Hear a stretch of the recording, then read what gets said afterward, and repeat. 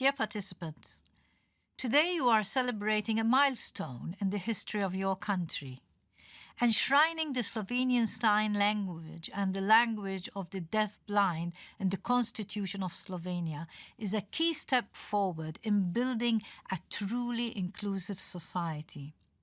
This achievement is also an example of cooperation between civil society and institutions in bringing about positive change.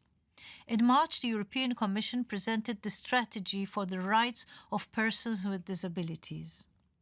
I am grateful to all organizations of persons with disabilities which contributed to the design of the strategy with their expertise and ideas. We attach great importance to accessibility as a strategic objective and notably the use of sign languages.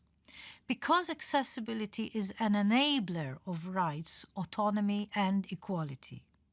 With this constitutional amendment, Slovenia is a pioneer among EU countries to inscribe the language of the deaf-blind into its constitution. This serves as an inspiration to other EU countries that opt to follow your example. I also look forward to working with Slovenia on the occasion of its presidency of the Council of the EU in the second half of this year.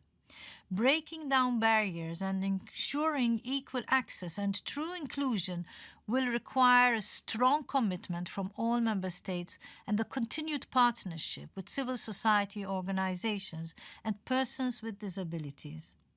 This is essential for making the actions set out in the Disability Rights Strategy a reality.